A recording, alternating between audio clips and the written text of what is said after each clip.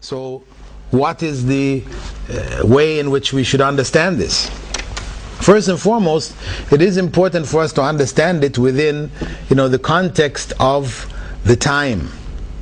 That in these times, people have set laws in terms of what ages people can marry at and what ages they can't. They have set a certain set of laws where if one has relations with a woman who is, or a young lady who is below a certain age, then they will consider that to be pedophilia. And if she's above that age, then it's considered to be, and it was consensual sex, which is okay. The point is that when you go and look at the numbers across Europe, you will find that it varies from country to country, varying all the way from 12 to 18. So it just depends on which country you go to, from France to Germany to Netherlands to Italy to Spain. You're going around those different countries, you'll find the numbers varying from 12 to 18. So what may be considered acceptable relations in one country is considered to be pedophilia in another country. So they have numbers that they have set to define where consensual sex is acceptable or not. For us in Islam, we have a natural principle, a natural dividing line, which is for a woman to be considered an adult, or that she may be married and have sexual relations, etc. That dividing line is puberty. That is a natural dividing line. Puberty is the body saying that that young lady is now capable of bearing a child.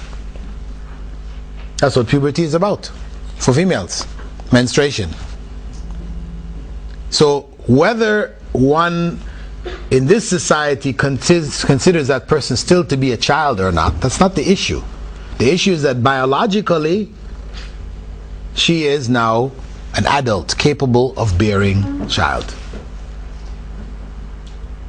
That is the bottom line. And it's a natural division.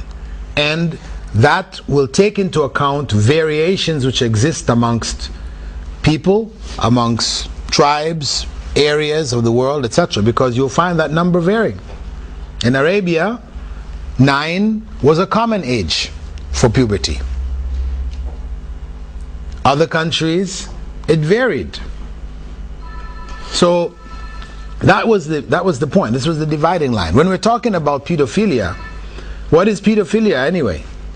Is pedophilia really adults going and marrying children? No. The pedophiles who are coming out of Britain and Germany, this is the most largest body of pedophiles, and the US, going into Southeast Asia, to Thailand, to Sri Lanka, the Philippines, these countries where people are in poverty, right?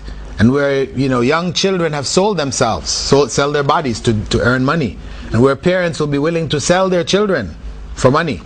These people who go there, are they going there to marry these kids? No. They're going there to abuse them, just to take pleasures and then leave. So it's not about marriage at all.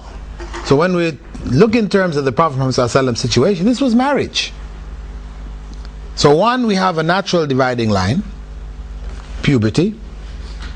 2, we have the issue of whether it was marriage or whether it was sexual abuse. And when we consider, really, 1,400 years ago, what were the ages in which people were considered to be marriageable and not? I'm sure, I haven't studied British history or not, but I'm sure if you go back in British history 1,400 years ago and look at the marriage customs of that time, it's not going to be any different. So you would end up having to go back and label the British kings as pedophiles and all these other kinds of things too.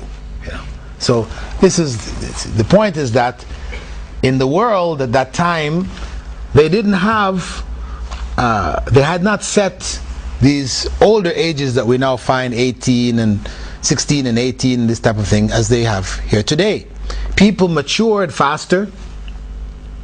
Life was shorter. You know, if you made it to 50, you know, you're an old, really old person. You've lived your life out. People died 35 as an old person. 35, 40, you died, then you died an old person. So life was, people developed much faster. As soon as the child reaches a certain age, they were taught the basic things that a person should know, how to run a family, take care of a home, cook, and all the different things that were needed. Children learn that. What we call children today learn that. So where today you can find a woman in her 20s studying in university, she still doesn't know how to cook, she can't iron, you know, she's basically a baby still going to university.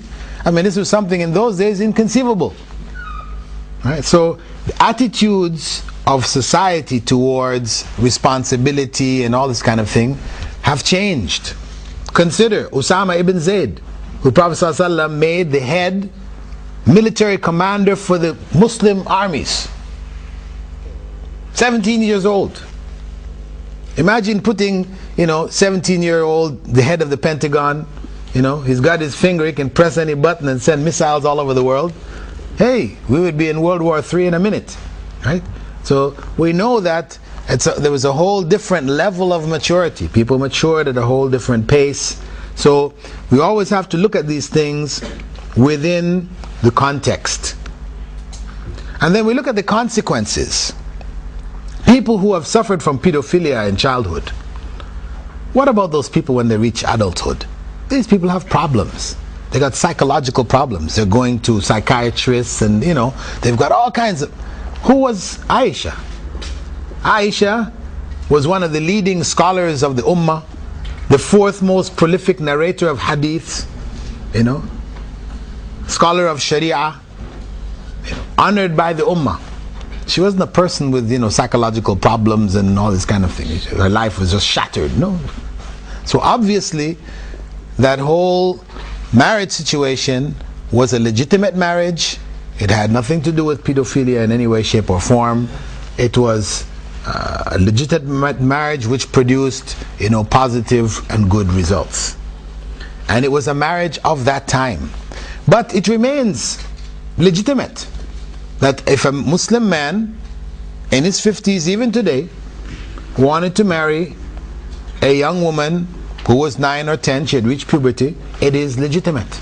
The fact that the world is not doing it, in most places people are not doing it, doesn't mean that it no longer is permissible. No. It remains.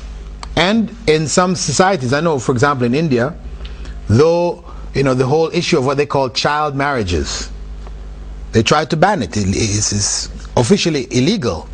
But they have shown that well over 50% of marriages taking place in India today, in spite of the banning and everything else, the girls are marrying under age, what they consider to be underage, which is like 16.